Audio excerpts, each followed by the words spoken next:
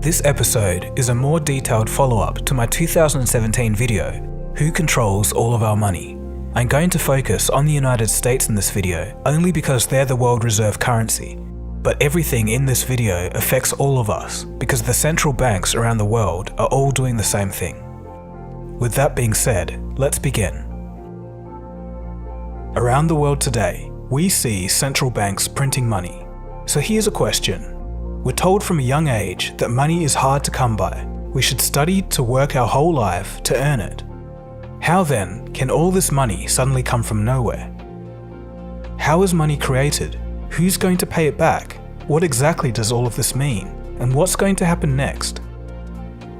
In this episode, we'll explore the 3 ways that money is being created and some of the consequences that are going to happen. I'm also going to show you the true origins of wealth inequality. If you watch this episode the whole way through, you should have a well-rounded idea of what's going on today. It's important for people to know. I'm really just trying to help with that. This journey starts off simple enough, but by the end, you'll start to see the insanity of what we're dealing with.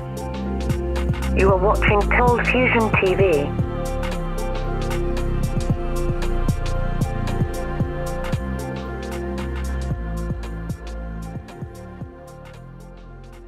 The first form of money is the one created by government. In practice, it's outsourced to the central bank Royal Mint, but controlled by the government. Physical money comes in 2 forms, either paper money or coins. This physical money is a tiny fraction of the economy, and in many economies, this kind of money only makes up about 3 to 8%. This physical money is created in order to meet the obligations of private banks. When you go to an ATM and try to withdraw cash, banks need to make sure that they have enough cash in order to meet those obligations. So let's take a $10 note for example. It costs approximately 3 cents in order to print this note. This means that there's approximately $9.97 of profit for creating a $10 note. This $9.97 can now be added to tax revenue of the government. This revenue is called seigniorage. So since the government makes profit from printing and minting coins, and can reduce the amount of taxation on the public, you might be thinking, why don't governments just always print physical money? The main reason that governments don't create the majority of money is because of politicians. If the politician running the office could create money at will, there would be a massive conflict of interest. There would be an urge to keep printing to fulfill campaign promises or fund wars. This would, in theory, destroy the currency by excessive printing, causing massive devaluation. The more money you have in circulation, the less it's worth. And that's a key point. For example, if massive inflation takes place and the average Joe has $1 million, but that $1 million only buys an apple, how much is $1 million actually worth? The loss in purchasing power of money over time is called inflation, and when inflation gets out of hand, money becomes worthless. Some recent examples of runaway inflation include Argentina, Zimbabwe, and Venezuela. In this animation, you can graphically see just how fast inflation can run away. You don't see it coming, and as the inflation rate goes up, people quickly lose faith in the currency. For example, here we can see some people in Venezuela using money to make handbags and to draw pictures on because it simply isn't worth anything anymore. You can think of money as a measuring stick of value, a measuring stick that is highly elastic and can change depending on how much of it there is. For thousands of years, gold was the measuring stick of value. Gold was kind of like a physical anchor keeping the money supply in check and governments responsible. In 1971, President Richard Nixon announced that the United States would no longer convert dollars to gold at a fixed value. Since that point, money, the measuring stick of value, has become elastic. Since the US dollar backs all other currencies as a reserve currency, Nixon's decision changed the world. In all of this, you might still notice that despite politicians supposedly not being able to influence money creation, it's happening anyway. This may cause problems, as we'll see later in the episode. So to recap, the government creates physical forms of money, like notes and coins. Only about 3 to 8% of money is made this way. Seigniorage is the income from that physical money. This income is both a benefit to the government and the taxpayer. It reduces debt for the government and reduces the burden on the individual taxpayer. The reason governments don't create more of this money is because of the inflation risk from politicians' decisions. Let's move on to number 2, private banks and debt-based money. The vast amount of money created today is done by the private banking sector. In most developed economies, about 97% of the entire money supply is created digitally by banks, and therefore most money in the world is privatized. Banks invented digital money when they managed to persuade lawmakers after many early bank runs. A bank run is an event where depositors try to get their money out all at once, but the banks don't have it. From these events, banks argued that they should be legally allowed to create more deposits than actually exist based upon debt, and this is how governments outsourced the creation of digital money. The idea of using debt as money begins much earlier than this. English innovators set the stage for banks to become the creators of money across the globe. In 1704, the English Parliament passed the Promissory Notes Act. Take a good look at your screen. What you are seeing is a promissory note. In this case, it's a written promise to say that you'll pay back the $20 you borrowed. Under the law, this piece of paper was as good as $20. Today, we digitize this agreement and call it debt. If it helps, whenever I say debt in this episode, you can think of this piece of paper, remembering that it's as good as money. Okay, so banks were authorized to be able to use these debt notes to circulate as money. From this point, banks were free to create and destroy debt and hence money from themselves rented out at interest. In the modern world, as you'll see, the whole world's economy is based upon these promises. Let's take a look at how it works today. When you go to a bank to borrow some money, the banking license gives that bank the ability to create money every time they issue a loan. They do this through the double accounting system. For example, if you buy a $500,000 house, the bank creates $500,000 in their account and you have $500,000 in debt. That is, the promise to pay it back with interest. This $500,000 debt can enter the wider economic system because when you purchase the house, the owner of that house can use that fresh debt that was created by the bank that they received from you to buy other things in the economy. This means in our current system, if we want to have more growth, we need more debt. The key point here is that debt is actually money, just from a different point of view. To the lender, it's an asset of money, and to the borrower, it's a liability of debt. But they are one and the same. It sounds a bit complicated, but all you need to know is that when a bank issues a loan, it's not somebody else's savings. It's not money that the bank had. It's essentially brand new money that they create. They simply type it into a computer and it appears as a digital representation of the government's money which you can spend. The beneficiary of this brand new money is actually the bank because they get to charge interest on that money, and that's how they make a profit. Later, when you repay this loan, the debt disappears and the money also disappears, but the bank's profit from the interest remains. The real estate and property markets are the largest tools for creating digital money. This is because banks have decided that it's the safest yet most profitable form of creating debt. Because if you can't repay the loan, the banks can simply take your house. In developed nations, vast amounts of money is backed by the mortgage market. In Australia, where I live, it's become particularly bad. For decades now, the banks have abandoned investment into the wider economy and have shifted their focus to investments in housing. This has pushed up the housing prices as people take on more debts to buy houses that they otherwise couldn't afford, but the banks make more money. This cycle over many decades has caused one of the biggest property bubbles on the planet. We're addicted to debt. Yes, we're addicted to debt as individuals, as households. The ratios are way higher than almost every other country. So that's loans. But what about deposits? When you deposit cash into a bank, you are no longer the legal owner of that money. The banks are.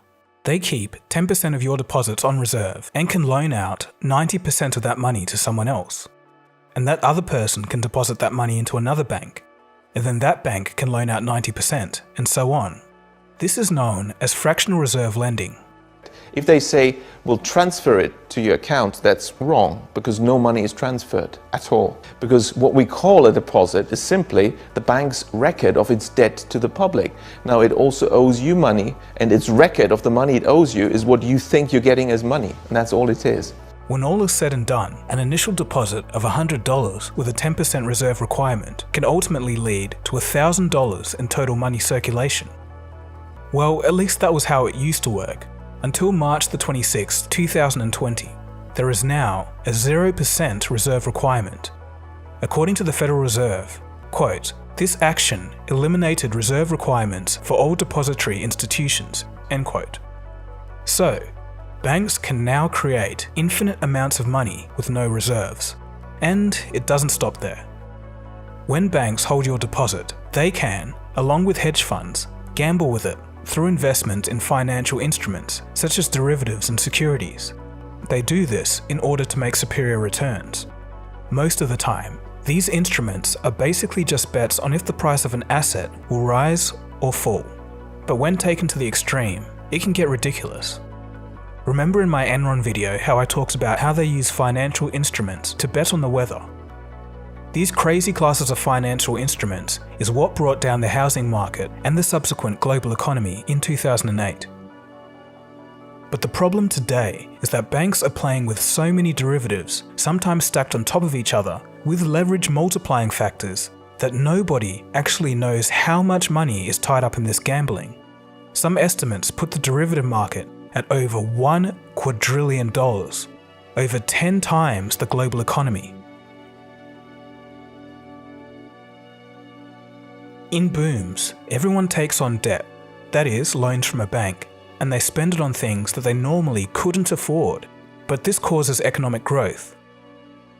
Eventually, people can't afford to take on more debt and can't pay it back. The banks stop lending and defaults start to take place, and the economy takes a downturn. This is natural and has happened over centuries. But in 2008, everything changed. The world didn't want to go through the pain of a downturn, and some analysts mark this as the very point that the real economy died. In 2008, banks had become so large, intertwined, and integral to the supply of money that when they were about to collapse, the governments had to use the central banks to bail them out. Remember, banks are creating 97% of all money as debt, and if this can't be paid back, it can cause a systemic failure, a risk of collapse of the entire global monetary system. Since 2008, the economy was dead, but has been on life support ever since. A decade of hyper-low interest rates, which basically make the cost of borrowing money free, have caused market distortions so large that it's compounded the entire problem. It was short-term gains for the consequence of long-term pain. When private banks make risky bets and incur losses, central banks can rescue them with their infinite wallet, as mentioned by Fed Chairman Jerome Powell in a recent interview for CNBC's 60 Minutes. Fair to say you simply flooded the system with money? Yes, we did. That's another way to think about it. We did. Where does it come from? Do you just print it? We print it digitally. So we, as a central bank, we have the ability to create money digitally, and we do that by buying treasury bills or bonds or other government guaranteed securities, and that actually increases the money supply. But by law, Chairman Powell's Federal Reserve can only lend money that must be paid back. We'll get to central banks in the next section. But as you'll soon see, we have to pay these debts back. All of this money that's being created is like that piece of paper we saw with the promise on it. Except it's signed by all of us, and we signed that we're going to pay this back through taxation. Us and our future generations. It's important to note that governments don't actually support the people. It's the people that support governments through taxation. Taxation and trade are the two major ways that governments can raise money. This raised money is used to pay back the central bank loans with interest. So when governments use the central banks to bail out private banks for their risky behaviour, The governments are left with the debt, which eventually has to be paid back by the taxpayers in the future. So to recap, private banks create the vast majority of money, about 97% of it, and they do so by creating loans, which is debt. The process is as simple as typing numbers into a computer. Banks can, to an extent, spend and gamble consumer deposits as they legally own it. Too big to fail banks are backed up by the central bank, creating a moral hazard.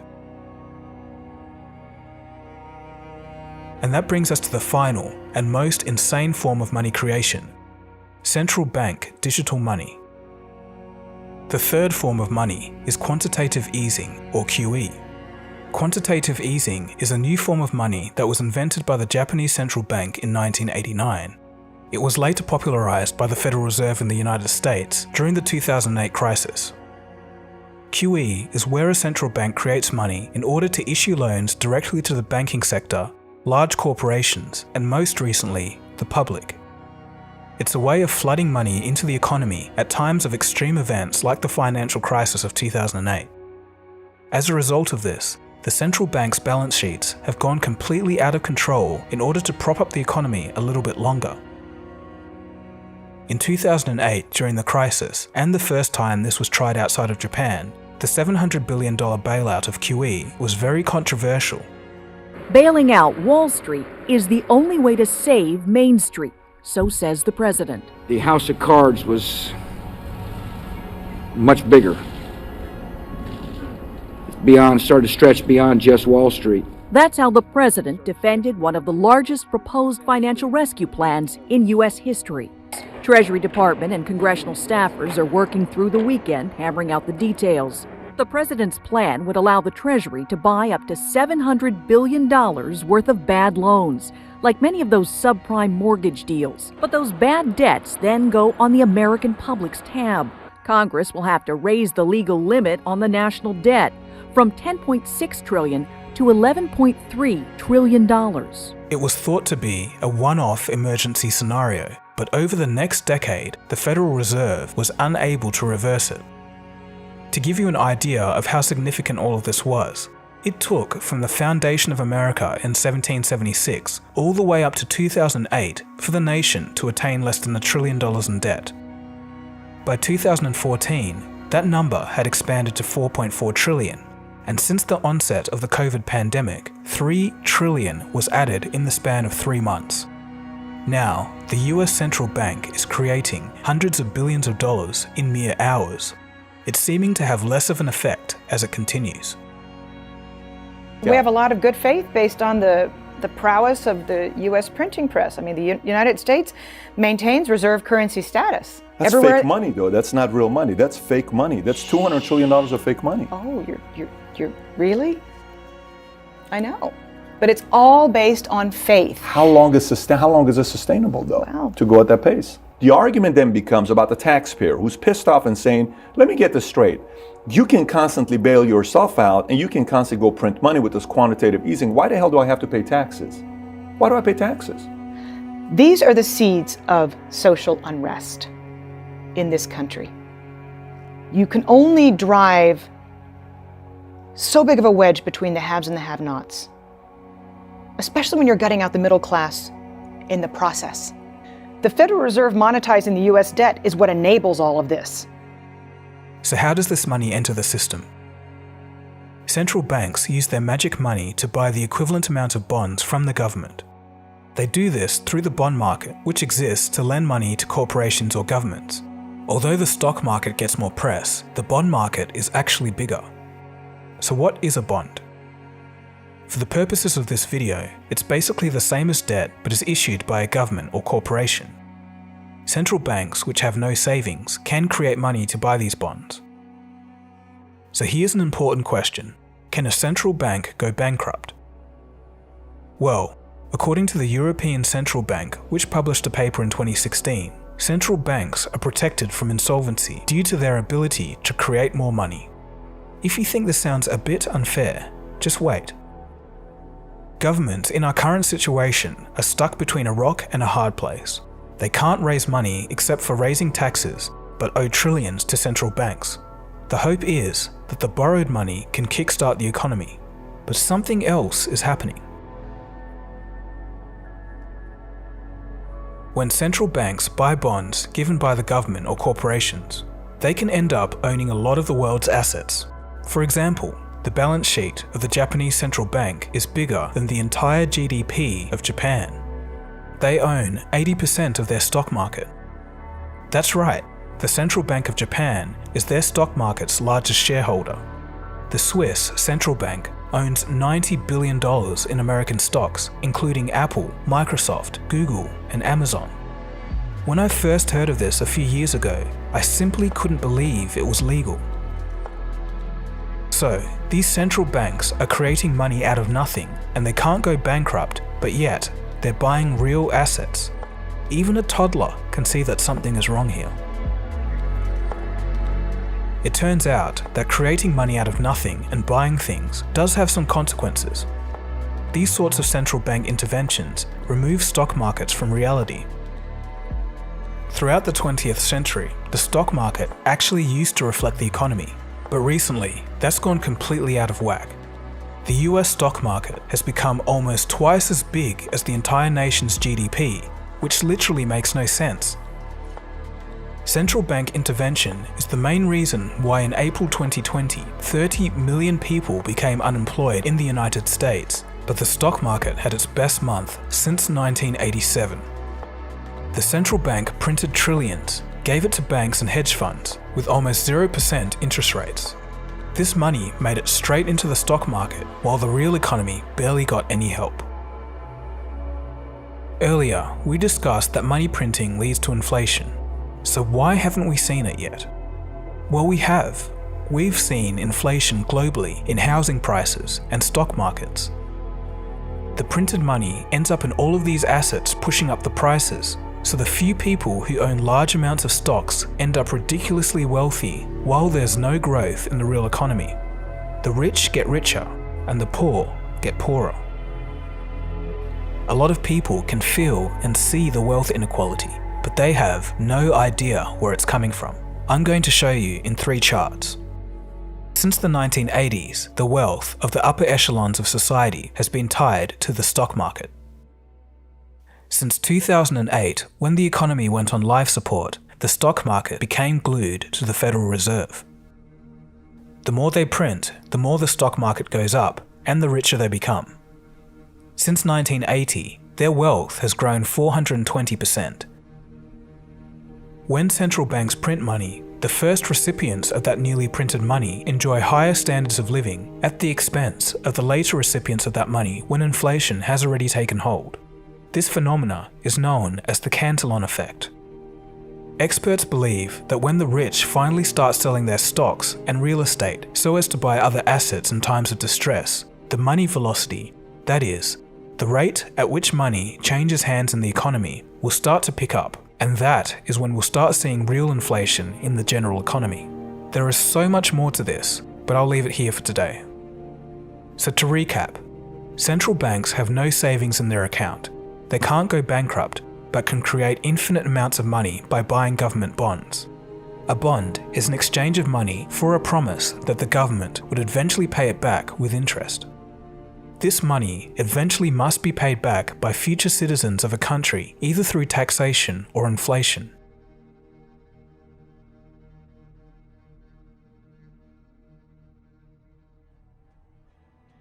So what do we do?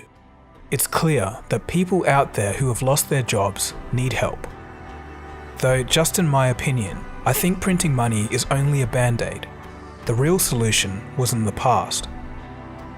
Decades ago, societies and nations should have focused on wealth creation instead of excessive housing, financialization, and gambling. That is, banks should have made loans to productive areas of society. Small and medium businesses, entrepreneurs, education, manufacturing, innovation, research and development, all of these kind of things. Just imagine how our world would be today if banks invested hundreds of billions of dollars into these kind of things instead of property or gambling on if the price of something will go up or down. Just imagine. It's riskier for the banks, but the benefits lead to more jobs, more innovation, better competition, and better living standards in the long run. Also, governments can collect more taxes from these incomes without necessarily raising taxes. These extra taxes from generally higher living standards can then be spent on social programs to help those who are truly in need. You can print money, but you can't print wealth. But focusing on wealth creation and productivity takes time, effort, and hard work, and it just seems today that people don't have the appetite for that. And frankly, it's too late for this option. If we focused on funding wealth creation before COVID hit, all of our economies would be much less fragile. Most individuals and businesses would have a healthy amount of savings to ride it out, like in the late 20th century. But for now, we're just going to have to deal with the consequences of a fragile system. So what's going to happen next? In my view, I think this is all going to lead to something very big and unpleasant over the next decade. I don't know how it's going to look like, but it may involve massive amounts of inflation and slow economic growth, a situation known as stagflation. This happened in the 1970s, but this time it could be much worse due to excessive amounts of debt with the added effect of social instability. The mainstream view is that eventually the world will lose faith in the US dollar, though some macroeconomists think that the American dollar may actually rise in value as other nations try to sell their goods or exchange falling currencies for the US dollar because it's the cleanest economy out of a world of falling economies. This is called the dollar milkshake theory. Some people think that digital stablecoins will be able to solve a lot of problems. There are others still who argue that nations can print infinite amounts of money just as long as they keep producing enough goods to pay the interest on the debt that the government owes the central banks. The argument here is that the debt actually never has to be paid back, only the interest. This is called modern monetary theory. I can't comment on if this will work or not. I don't think anyone can, because it's never been tried before. But I can't help but think that this looks like another fragile solution. Small communities in Venezuela and a small town in Italy have taken the power back themselves and just issued their own currency. All in all, who knows what's going to work? I have no idea. On the bright side, all of the events to come might spawn massive reform. As I did learn while writing my book, out of the worst circumstances, the best innovations arise. So what can the individual do? Obviously, I can't give financial advice, I'm definitely not qualified for that. But it might be worth thinking about converting some of your money into other assets that aren't debt-based, as a form of insurance. If you're older, you may be thinking about gold, since no central bank can print gold. Bank of America and even Goldman Sachs, the last people on earth who you would think to be positive, are seeing gold's potential and they're calling it the money of last resort. Even other central banks like China and Russia have been buying gold in record amounts for years. I think they understand what's about to happen. If you're younger, you may be attracted to cryptocurrencies. Governments and the banking system are starting to take the technology seriously now. If you're more daring, you can play the central bank's game against them. Study and invest in the assets that you think they'll cause to rise in price. Ultimately, I can't tell you what to do here. You have to think for yourself and research to find out what you believe is best. The way money is created and the overall banking system seems like madness, and people have started to notice that the system is no longer working. The monetary system is so ingrained and so pervasive, it becomes invisible to see. Nobody ever questioned it. When things started going wrong, they pointed at the things that were visible, things that look like problems, surface issues which you could see and understand. Looking at the surface, some would point the finger at capitalism, but you have to dig deeper. And when you do, you can see it's an unfortunate and untimely mix of the debt-based system, extreme financialization, moral hazards, and a rampant Cantillon effect that's causing extreme fragility and ever-increasing amounts of massive wealth inequality.